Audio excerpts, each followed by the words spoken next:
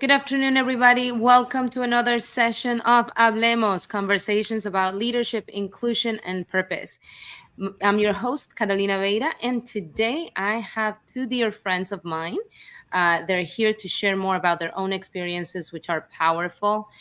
They have both been uh, filling many roles, both in the corporate world and then on their private side, on being an entrepreneur, having passion projects that become bigger than what they ever dreamed of. So it's an honor for me to be hosting today Ms. Yoli Magaña Valencia. She is a global real estate professional, but also founder of Latinas Who Trade and Wealth with Yoli. How are you, Yoli? I am good, Caro. Thank you for having me. Excited to be here. Abs- it's my absolute pleasure always to host you. I'm loving the glasses, by the way, and the look. And oh, can I give you a shout out for the t-shirt you're wearing? Can you show up a little bit? The back of the Yes, t-shirt, I love it. I love yes, it. A lot of meaning, a lot of meaning there. I'm sure that you're yeah. gonna share more. And we also have Ms. Odi Lugo. She is the founder of Giardino Salads, but she is also the CEO of Giardino's Enterprises. What an honor and a pleasure to have you, Thank Odi. you. How are you Thank you. today? Amazing. Thank you so much for having me. What a pleasure. What an honor, ladies. And I'm also loving Odi's glasses. I feel left out.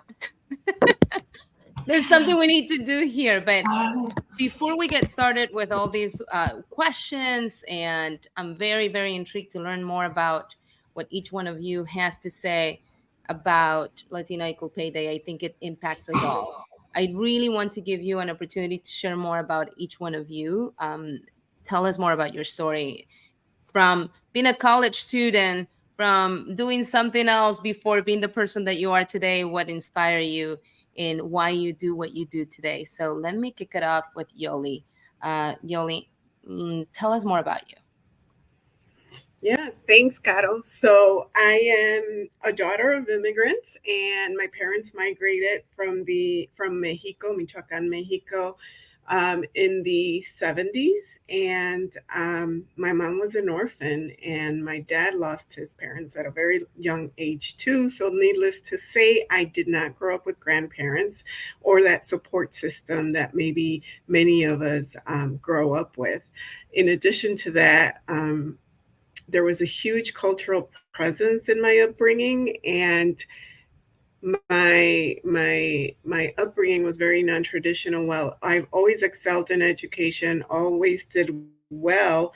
I grew up in a very male dominated family. I was the only girl growing up, and so constantly heard being the only girl, the only way out of the house was being married. And so my journey started very non-traditionally, right? I graduated high school, but even though I had a full ride, a full paid scholarship to university, I always excelled and did really well. I did not take advantage of the scholarship, but instead I got married. I am still married, and I won't say how many years because then I'm really going to age myself, and we don't want to do that. But I've been married for quite some time now. I am the mother of three children, and it's not until after I had my three children that I decided, and I was already in corporate America. I was doing, at that time, I did obtain my associates in applied science and business and um, legal assistance. And so then pursued a career in corporate America, entered corporate America. And it wasn't until later, once I had my youngest, that I pursued my bachelor's degree in business administration. And then even later pursued an MBA in real estate finance and investment. So I always like to share that, my journey has been non traditional, but it hasn't been a hurdle for me to reach certain accomplishments. And I think that's very important. We shouldn't let the differences in our upbringings prevent us from reaching certain goals, and or even trying to reach the salary expectations that we want to reach, right? So yeah, so I like to say that I'm a beacon of firsts. And I love the that you are always so willing to share your story, because there it's a story that many of us can identify with. Sometimes, life takes us in a different path than we had originally planned, but it's good to know that there's always a new opportunity out there, and that we can always change it, right, and modify Yeah. that this our own stories. Absolutely, and it's never too late, right? Never It's late. like we society tries to instill in us that like there's a template, right? And you got to follow step by step. You graduate high school, and then you're off to college, and then the next step, and the next step, and not necessarily has to be that way, especially as Latinos. I mean, I always say Latinos are the onion. There's so many layers to us, and there's so many things to peel back, and we're not a one size fits all. Absolutely. Thank you, Yoli, for sharing your story. And now I'm going to bring real quick my dear Odie so she can also Hi. tell us It was about her. awesome. Odie, tell us more about you, your story. It's a beautiful story as well, so share with. I love it. I love hearing Yoli's. I feel we have some comparisons and some differences that you're going to see right now. So I do come from Cuban parents, in which my mother came with a famous Peter Pan in the 60s. She was 10 years old when she got into this country. My dad is an orphan. So I did have a set of grandparents that came way later because they did not allow them to get out of Cuba until a few years later. So my mom and my aunt were raised here by family. They ended up in New York where my parents met, and I was born in Puerto Rico. Um, so I did have, I'm an only child, a lot of women dominating this family, less men. And I was able to, cherish, have that grandmother feel every day. Um, while my parents were working, really difficult, and really hard. And I saw my mother go from jobs to actually become a teacher. So I remember going to with her to Nova University because on Saturdays was when she was getting her degree, and I would be the student that would sit in and they would practice, all the different projects. So there was a lot of stamina and work ethic, that I was being taught, that life was not coming easy. Um, so unlike Yoli, I was not a good student. I was a C student my whole entire life. I ended up in Miami-Dade Community College, taking absolutely every remedial class you could imagine. And I was able to strive there. I started getting A's. I had a great GPA, became very involved in the student body in Miami-Dade. Had my love for political science started coming out, and my degree was going to be political science and communications. And of course, go study in New York. Well, that was not the case for a Cuban only child. So I stayed home, and I ended up getting married and at the age of 21, and I became a teacher. So a little bit fast forward, I did end up getting divorced, had no children. And then back in my 30s, I started this entrepreneur spirit that I had. One was because teaching was not definitely paying enough, and I started a cake business out of my home, doing beautiful wedding cakes and going through all the beautiful celebrations that people have. And I did meet my husband at my husband now, and we had a few years together. And he asked me, well, after we got married, that we should open up our cake business. And I told him, I don't know about that. I don't think I want to do that. It depends too much on me. But by the way, I have this idea. And this idea was the beginning of Giardino, of what we were to call a fast food healthy option, which did not exist at the time. Now we're in the realm of what is considered to be a fast casual. And one thing led to another. My parents had a property, had, older people knew how to invest well, save their money. They were very good in saving. Um, and they gave us a property that they had, were going to sell. And well, they gave us the property. And that property was worth $40,000. And we thought with that money, we were going to open up a restaurant. So, with a lot of home equity loans later from all family members, we were able to open up our first location in Coral Gables.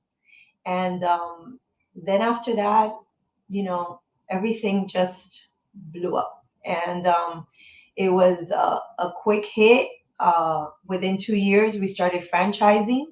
And, now we're going to be 20 years. And we have 10 locations. We had reached a few more, but some always fail in the process. That was the hard part to learn in the franchising world. But I feel that the biggest gift that I have, learned from being a Latina, um, is passion and work ethic. And I think that when you have those two things, I don't know, you're a little unstoppable. And whatever hurdle you have in front of you, you just break through it like a toro, you know? You do. Like a todo. Like Only a toro. I want to, obviously, being an entrepreneur is not for the faint of heart, but No. thank you for sharing your stories, especially for sharing how sometimes we think all it takes is passion and yeah, hard work and commitment, but also that support system, right? Yeah. I mean, that one was crucial as well. And sometimes that support system looks like a property, but sometimes it's, working alongside you, building, creating, developing, thinking, designing, the long hours and that you had. So it's wonderful to know that you had wonderful parents, grandparents, now you have your husband, your daughter willing always to support you and to help and to lend a hand, right? Yeah, absolutely. Let me bring back Yoli. Okay, ladies. Thank you for sharing your story. And it's so important to share how everything happened. And your stories have a lot of commonalities with a lot of women out there, not only Latinas, but women in general. Um, but we know the challenges that we face. Oh, We yeah. know the gaps. We know the challenges even to access to capital. We know that we've been there. Sometimes we feel like we haven't fulfilled all the criteria needed to ask for a pay increase or to apply for a job. Right? If there's 10 things requested at that job, we think we need to fulfill 11. Meantime, other people have two, three, and they go for it. So there's a lot of work that needs to be done, I believe, not only mentality wise, but obviously there's policies that need to be created or changed or updated. What you as Latinas, how do you think that we can help each other close that gap? What's available to us, or if it's not available, what do we need to create for ourselves to help close that pay gap? Let's go with Yoli to put you on the Thanks. spot. No, no. I think one is that we continue talking about it, right? We don't share enough information.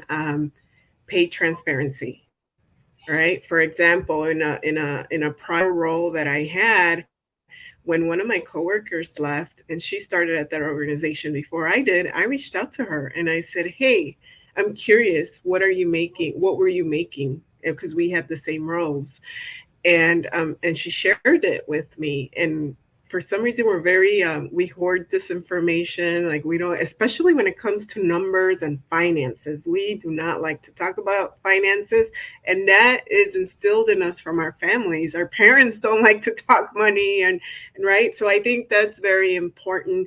Also, if we are familiar with what's going on today, for example, with the the the laws that exist around pay gaps, right? The Equal Pay Act. Um, we should be talking about it, raising awareness. Similar to financial literacy, not everybody's aware. You don't know what you don't know. For example, in I believe it's 17 states or 17, somewhere close to 20 states, you cannot ask an employee what they used to make. And when I found that out, I was like, yes, nobody can ask me what I'm making now, because companies and organizations would leverage that to make an offer, right? But now that they can ask that, it's like I feel like it really opens the door for us to better advocate for us. At least for me, I know that I was like, oh, they can't ask me now, so I can really talk now about what I feel I should be paid, right?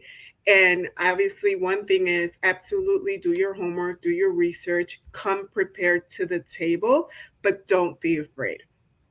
What's the worst Mm. thing? What's the worst things that can happen? They say no, right? So I think that's very important.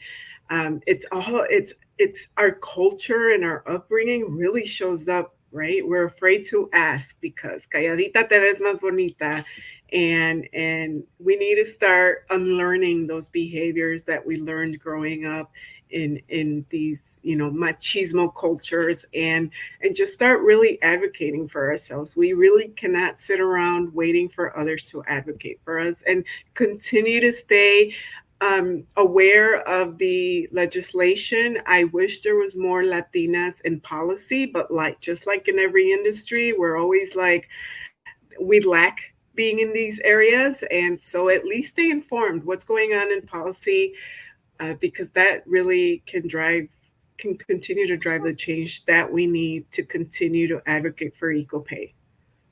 And I appreciate the fact that you raise awareness about how we don't speak enough about how much we make or how much we think we should be making, and we keep that information. Like you mentioned, we families don't grow up talking about that at the table, at time of dinner, and it impacts us. We think we're not supposed to. We think that we should be waiting for somebody else to realize what our worth is, instead of us taking action and just asking for what's right and what's due to us, right? Because we are providing value, we are adding value to any and all organizations.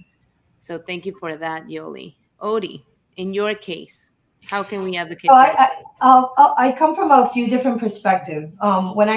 My first jobs were working for Pan Am Airlines and working for the Federal Reserve Bank. So I came from that's now in the 90s, and a very dominant, male type of setting. So that was, I visually see everybody stepping on top of each other, just trying to get into the ladder. Um, I do think that in a positive note, from where I was to what's happening now, there has been such a big movement, right? We're peeling away that onion, and it truly is um, progression. I think but that's that category of that sense of corporate world. So then now you come to institutions, right, where I became a teacher, and it didn't matter. That at the end of the day was not your performance. It was based on your year. Your year was your pay. You told me how many years you were working. I knew exactly the pay you were having. So that didn't even change, which was also a little bad because you're not, there are amazing teachers and then there's really poor teachers that just do the bare necessity, right? So there was no gender, no education, no gap there and nothing. Now coming from an entrepreneur part, um, it's different, right? Because either I have a franchisee, which is that passionate entrepreneur, and we'll talk about that. But then you have it's a different skill type of work, and those skilled workers are based on knowledge, right, and the amount of responsibility that they have. And then there is also an hierarchy of what you're going to get paid, so you almost know. I feel that the biggest struggle continues being in that corporate America, that level of institution where it's not in the one-to-one entrepreneur, um, and it is not in the institutions, right, that are government type of jobs. It's still in that thing. I feel that the way that we continue moving and changing that area is continue talking about the success stories of people making it to the top. And I think that that's what gives, and going back to your point, to Yoli's point, that we have such a family um, influence and family suppression that has been put on us of not being able to voice our opinion. Yet again, they raised us so independently, and that's what we're doing.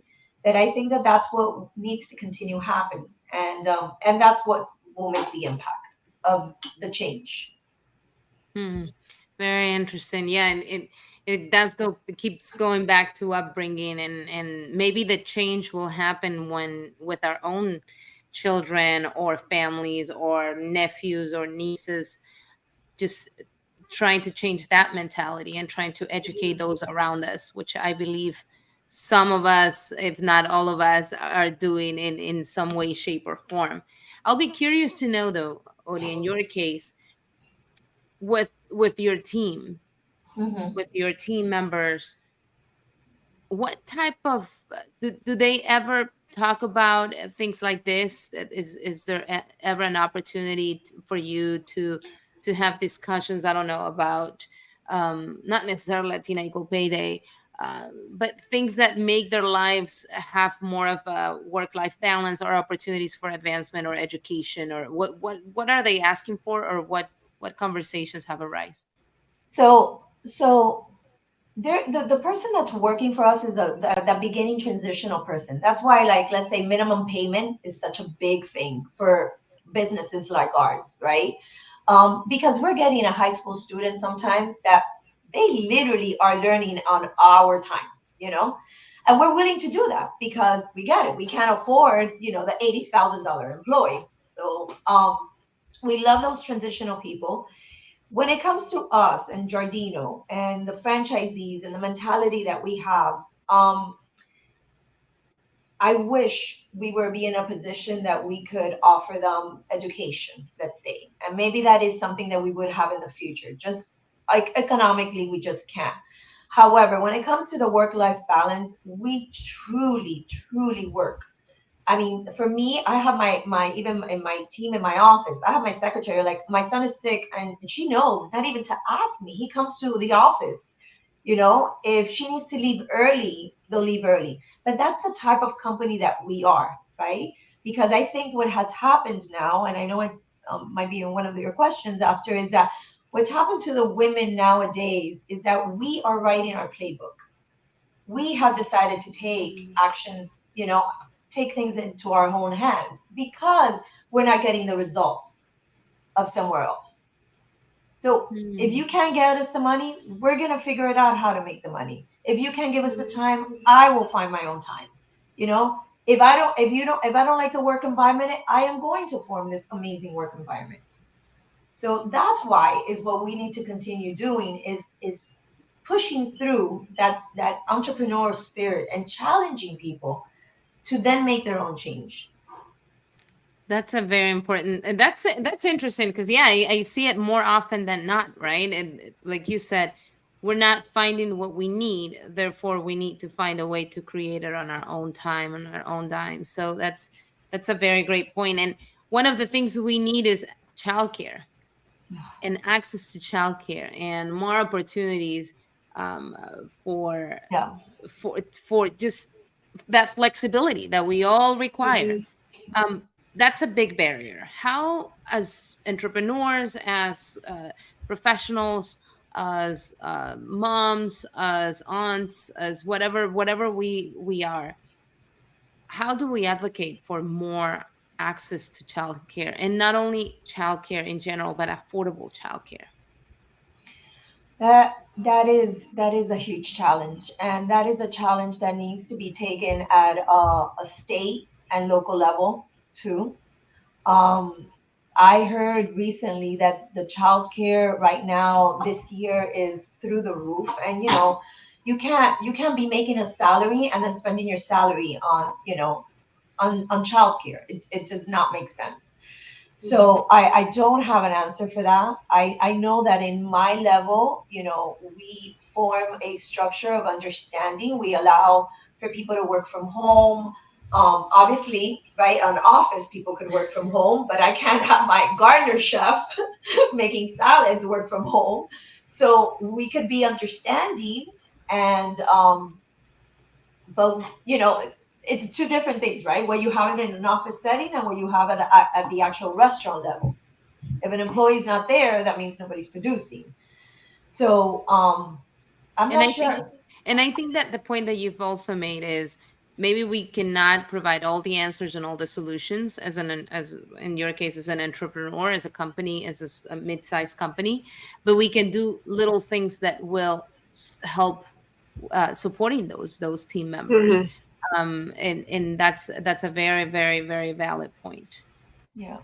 Yoli, in your Yeah. case, how do I we will have say, more access to these sources? so it's funny. I just want to share a little bit. Right now, part of the strategy work that I'm doing is return to office. That's been a great challenge, right? You have employers sitting on so much empty space, right? They've invested.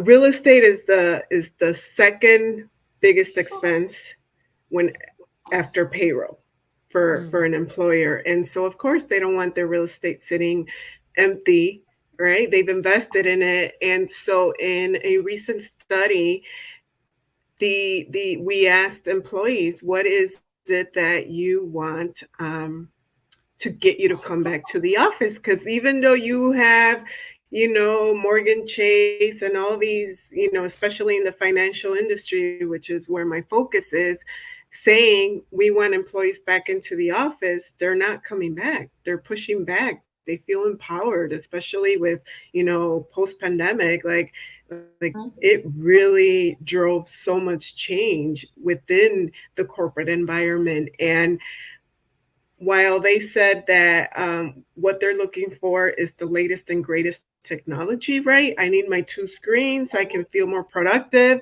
If I'm going to come into the office and I'm going to have like not good technology, I might as well stay home. But if I'm going to come to the office and be able to be even more productive because I have all the bells and whistles that I need to really be productive and get work done, of course I'm going to come into the office. But then after that, the next best thing that came up that is very important for employees is childcare. Of course. And so there are employers now that are looking and considering, how do we incentivize that employee to come into the office, is providing childcare. Providing childcare, or understanding that we also have elder care, right? And I always like to say, there's it's not one size fits all, and this applies for many areas. Sometimes we live in a society where we want to blanket everything into, let's put everybody in this box, right? Because it makes our life easier, but it doesn't work that way. We have childcare, we have elder care, but on top of that, parenting never ends. So for somebody to tell me, I shouldn't be at home because my kids are a little bit older, or they're teenagers, or whatever the reason, like, I take offense to that, right? Parenting doesn't expire. They need me in a different way, and maybe I do need to be home and need to be present more with them than a child. And so we're always trying to box it in, and mm, which drives me insane, but it is a driving factor right now of how do we get employees back into the office. Is, well, we need to address the childcare issue. So I'm glad that it's coming up, and I'm glad that we're talking about it. But like Odie said, like, I don't know that we're gonna have a solution overnight. I do also believe that if you don't want to offer childcare to your employees, then maybe we should pay them more, because to Odie's point, if my check is going to childcare, then what's the point? I might right. as well stay home, right? Absolutely. It was really interesting. A few years ago, I mean, at least a decade ago, there was a huge movement for companies to have childcare facilities within their own company. And that movement kind of died. And this is, we're talking way before COVID. Um, and I'm wondering what is it that happened, that changed happened, because that was a great time. You definitely could see that there was a work life balance, even with the parents. The parents will go downstairs or upstairs, wherever the floor was for the nursery, or the daycare. They would have lunch. They would check in with the child. then go back to work. And Hmm. now this parent was probably even staying even later to work, Right. you know, instead of rushing out at 3 p.m. because they have to go pick them up, So I'm Yeah. wondering why that has not continued to develop. I don't think it has stopped. I think it was disrupted because of the pandemic. The pandemic Right. disrupted it. If employers didn't offer childcare on site, they did offer a benefit, and I can speak from personal experience. They offered a benefit, um, that through your employee assistance program, where they'd say, "Hey, there's a few childcare centers really close to the office, and you have Got it. access to this for certain amount of days a year for an emergency. You don't have a childcare available, your usual canceled or school's out for whatever the reason, and they would allot you a certain amount of hours or days for you to leverage." Now, what's happening today is there is the same thing, that what you say, it was working out, people were working late, they were leveraging it, they were using it. It's the same thing we're experiencing today, except it's not the child care center, it's the work from home, and we don't want Yeah. to change that. We're comfortable, we've adjusted, we're managed. I'm doing a load of laundry, or I'm running Yeah. to pick up my child while I'm working. And so right now it's addressing how do we continue that, but also because there's also an impact on the fact that we're not going into the office, right? Because now Oh, you're talking absolutely. the career progression, the social capital, right? Mhm. Especially the younger individuals like us, right? We want mentorship. We want to see our senior leaders, our executives, face to face, because I feed off people. I learn from you hands on. Being on Zoom, I'm not learning anything. So to that aspect too, when we're talking about equal pay, we have to do our part too. Do you really are we doing what we should be doing for our career progression, right? Right. And that can be translated into hybrid work, don't you think? Yeah. Meaning Yeah. we still allocate time to have those one-on-one, because I agree 100% with you. We need, at least in my case, I need to interact with people, to learn, to see, to talk, to that's how I learn. um, I don't know if people are okay with the 5 day a week Mm-mm. schedule anymore. I hear more and more companies offering, hey, come to the office 3 days or even 2 days.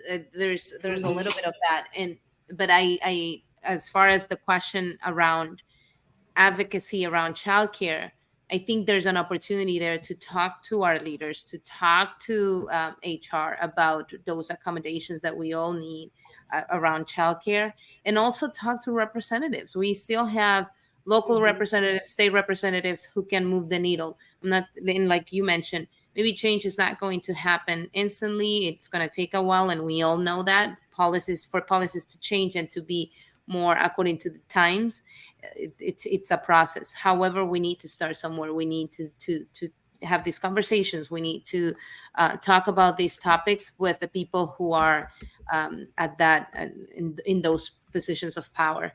Um, and Absolutely. and you mentioned something important too, or even Odie, I don't know. We are getting older, and as we get older, our parents get older. They also need care. Mhm. How are you personally, Odie, Yoli, preparing for that time when there's additional responsibilities, and that's personal, uh, time commitments, but also financial responsibilities associated with that, the care for your caring for an older adult. How are you both preparing for that stage?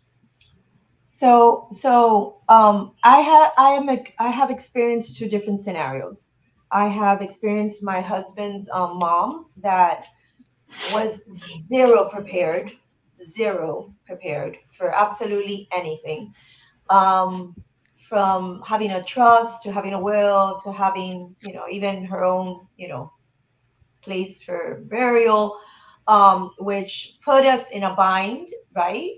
to the family because we probate, funeral services, and everything. And then I have the other extreme of my parents that are extremely prepared, and that takes, right, and that takes away that pressure. Mhm. In the meantime of it, we are considered to be that sandwich generation. So we have, right, our children, and we have our parents, and they're both as needy, right? My daughter's starting to drive, and my mother that is in her 70s, I'm like, please, I'll call you an Uber. Don't drive, because I'm so nervous for her to drive. And we are culturally, like, I have been talking to my friends about this. Culturally, we have a huge sense of responsibility for our family and our elders. We There are certain things, and without judgment, because everybody has a different story, but the fact of putting them somewhere in a home is like non-negotiable. And that is a big pressure. So what I had advised some of my uh, friends that are also going through this now is that they need to start taking a little bit of action for their parents, and they need to start advocating for that sense of preparation, because if not, they are going to get really burdened, and they're going to be in the midst of probably college students, with a whole bunch of expenses, so guaranteed that your business, your salaries might not just cut it to help all these, individuals in your family. So Absolutely. So preparing for that, preparing for parents, that Yeah. stage. And you're raising a great point. Having those conversations with our parents and asking those tough questions. How are you prepared? Let's start somewhere. But having something, it's better than nothing. yeah. Yoli, you work a lot with families, and you make recommendations. What is your recommendation to get us ready for that stage? Oh yeah, no, absolutely. One is talking about dinero because they don't want to talk, and I know it's and this is what drives me to do what I do on the side with retirement planning, with finances, the financial literacy. It's because we don't want to talk about it. So I feel like if I can relate to them and break it down in layman's terms to the point of like putting a scenario. So I like sharing. I My dad just retired about a year ago, and as we were preparing for him to retire, I took it as an opportunity. Like we need to talk about this because me being the only female, la única mujer, always looking out after them, always doing everything. They still live in Illinois and I'm here in Florida, and they still call me and ask questions, and it's like, my brothers could be like next to them, and no, they're going to call me, which is fine, but like I know that I'm going to be the one if something were to happen that would have to handle everything. So that was a conversation that I had to have with them, like, hey, I know you don't want to talk about money. Everything's like so private, and we are. Even I'm even guilty of that. I've been trying to learn this behavior, but I tend to be very private. And so when it comes to social media, it drives me nuts because I'm not as open as I probably could be and should be. Um, and I see that, and it's a learned behavior, and so I sat down with my parents and we're like, we need to talk about this. A mí no me dejen nada. I don't need anything. Wait, You're what? right. No. Yeah. I mean, I was like, I don't want to do this because, I want to see what I'm getting or what not. I'm like, I just want you to understand that if something were to happen, everything's going to go to probate. If Yeah. it's Mm, not well prepared, then I have to turn around because nobody else is going to do it and hire an attorney and investigate my time, my hours, all this money, time, and hours that I'm going to have to put into this. You're taking away from your grandkids. mhm. So you need to understand that. Like it's not me anymore. It's whatever, issues I got to go through to solve what could have been prevented. You're taking it, the ones that are going to pay for it are your grandkids. So we really need, and that's when they were like, okay, like you're right, you're The Latino absolutely right. guilt. Yeah, exactly. And It always so works. and I always share that with other families because sometimes I have, colleagues or even friends or even younger students that say my parents will not touch the subject, my parents don't want to talk about it. And it's like, well, we need to show them what that means then. What Okay, what's going to happen then if something happens? This is what's going to happen. you know where do you want the money to end up? Nobody in your family is going to get it. And if it could take months, it could take years, and you better hope somebody in your family has the income or the funds to fight for it, to hire an attorney. Like, it's a domino effect, and they need to understand that. And I think we failed sometimes to see the bigger picture on what exactly this means, right? It's not like in Mexico, at least, where, well, everybody knows the family and no one's going to touch esa propiedad es de la familia y ya, even though that's another story to discuss too, because that we need to handle as well. But like, those days are long gone, and especially here in the US, like, it's going to go to probate. And what does that mean?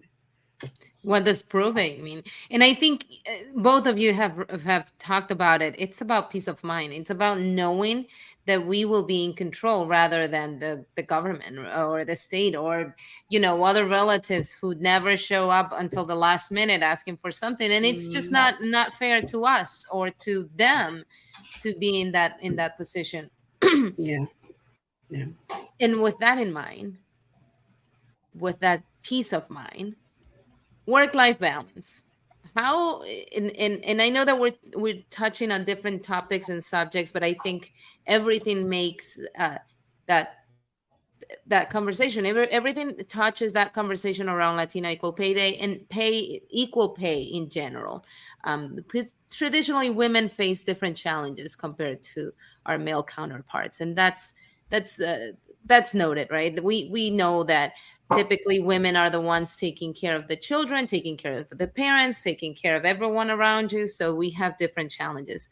How do you ladies manage to have that work life balance? I mean, you're either running businesses, you're working for somebody, you're reporting. Even if you're running a business, you still have to report to other people and make sure Mhm. that they're doing their part as well. Um, but also you want to have time for yourself. You want to do things that are going to make you feel better and feel centered. So how do you manage work life balance, and does it even exist?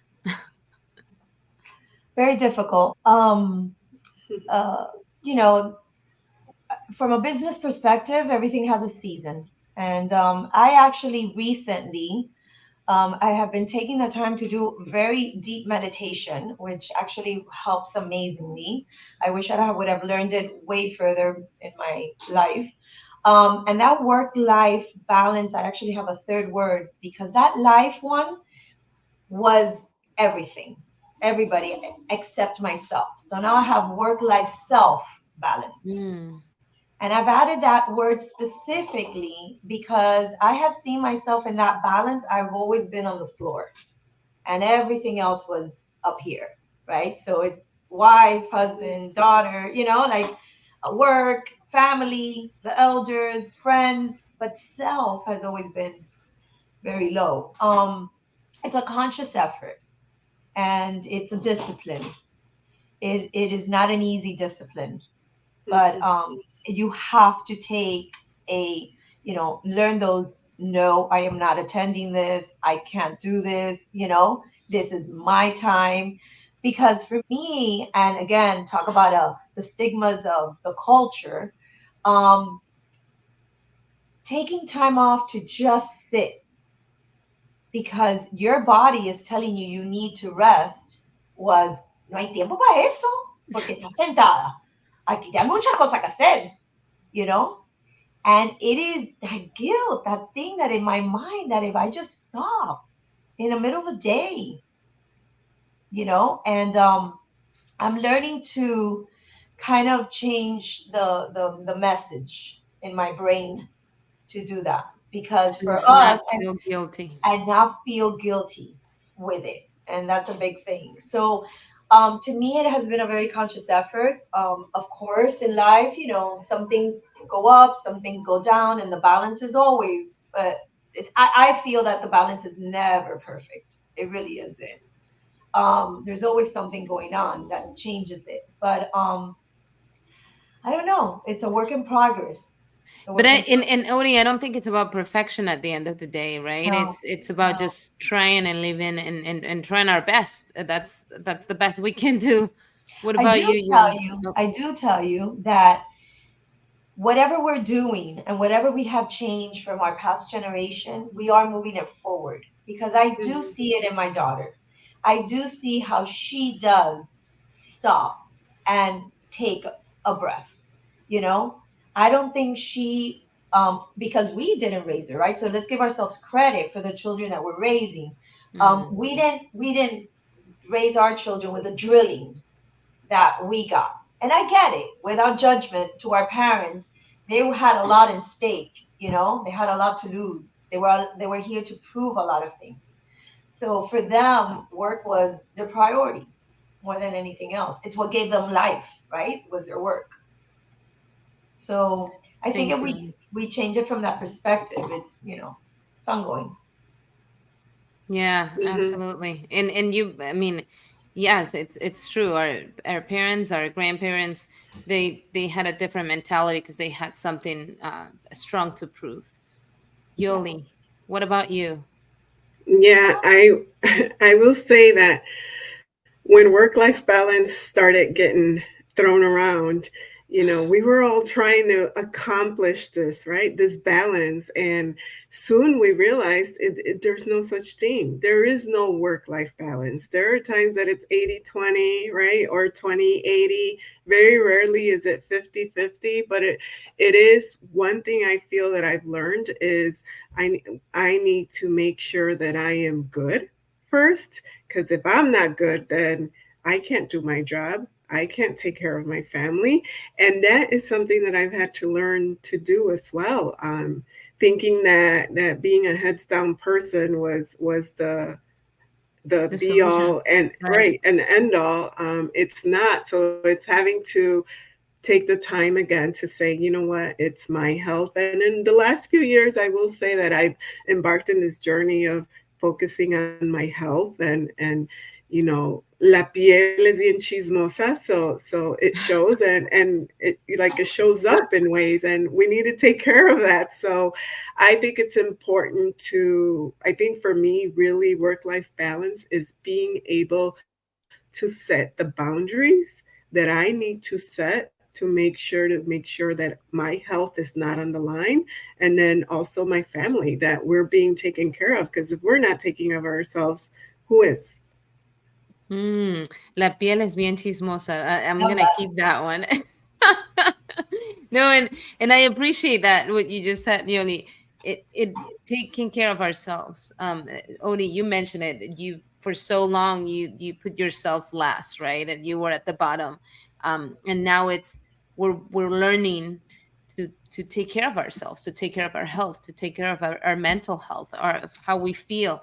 I think with Yoli, we've had conversations where we say, hey, after a certain time, our phones go off, and they really go off. And I'm not taking calls unless it's an emergency from one of, I don't know, our parents or something. But really making sure that we are the priority, so we fill our cups so we can share with others and we can be there for others. That's quite important. I know that we are running out of time, but I do want you ladies to share a couple things. One, what are you personally doing to help close that gap, either with your businesses, either with education, educating others, being an ally to others. Just share what are the ways that you're doing it. Maybe other people can learn from that. And also, what will be your message to those 13-year-old, 15-year-old, 18-year-old, those going to college and planning for the future? We know life is not easy, but what is your message to them? Maybe some words of encouragement, maybe something that you would have done if you could turn back time and, oh, I should have done this, what would be your message to them? So I will give you some space. So now I'm going to remove Yoli and myself, and Odie, you can share with us. So, I think that for me, I think in the mentorship is something that's super important. It was for me, and I think the fact of someone believing in me and my ideas and my passion um, was super important, and that's something that I constantly am doing for employees, for managers, for franchisees. We have employees that have started with us. Again, it's a transitional job that they begin just because they need a job, not because they love, working in a salad place. But we encourage them to go to school. We encourage them to find their passion. And then ironically, they get these careers and they return back. And we have had success stories that they even start opening up their own, entrepreneur locations and become their own entrepreneurs. So I think that being there, hearing, being an example is what people still yearn, so much, to have someone that just believes in them. So in the business aspect, we're always evolving. We are very understanding when it comes to families and development, especially women. Um, and we have goals, of things that we could probably do to, if it's education, finding scholarships. But as a company, we're not there yet, but our intent is there. My biggest advice to them is that this is your journey, and it's very difficult to say that now to probably a teenager that has the access of so many people at the same time through social media, and not comparing themselves to other people. But it's very important that they continue focusing on their journey, their path. um, Everybody has different seasons, not comparing themselves. I am a perfect example of being a C student while everybody was leaving to college. I did not. My life began in my late 20s, with my dreams. So encouraging people is the biggest thing. I love that. Thank you so much, Odie. Let Yeah. me bring back Yoli, and it's so important to remind everyone that our paths, our journeys are our own, like you mentioned, Odie. Not necessarily we have to follow somebody's steps. It's what we think it's best. Yoli, take. Got all right, Gato. I was just gonna say if you could repeat the question, but let me see if I got this. Um, So that so okay, so that was a piece of advice. Odie mentioned that at the end. What will be your piece of advice? And I was talking about from teenagers to college students, but okay. coincidentally, Odie's advice I think can be applicable to anyone, Yeah. and everyone in between. Um, but also, what are you doing personally to help close that pay gap? Thank you, Gato. I appreciate it. So I would say a piece of advice for the younger generation for me, as I focus on building generational wealth within my own family, within the community, would be if you are generating any type of income, I would say consider paying yourself first, even if it's $25.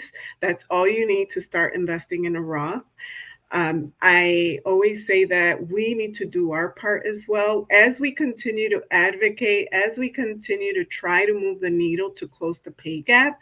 Let's do our part as well.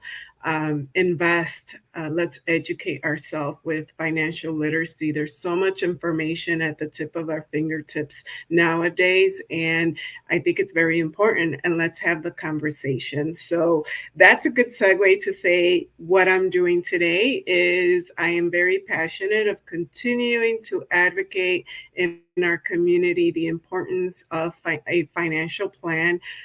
Financial literacy is very prevalent, and we should be talking about it. How do we build generational wealth? Latinos, Latinas, we should all believe that we are millionaires too, that we can be multimillionaires. And the the resources are there. It's just we don't know what we don't know, and we need to better share the information to understand what products are out there to allow us to for us to grow our money. I always tell my mentees, every dollar that you are not spending towards your cost of living should be making you money.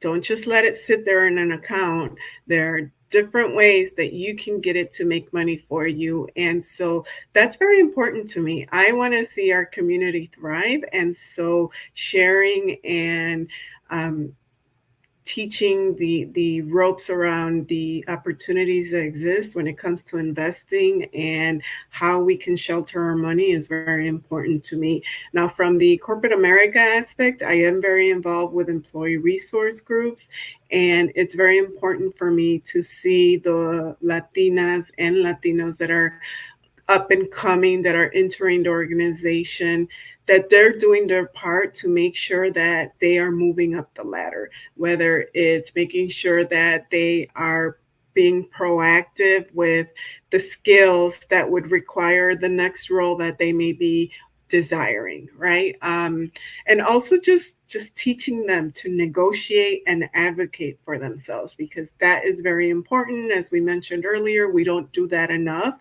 And what's the worst thing that can happen? We are told no.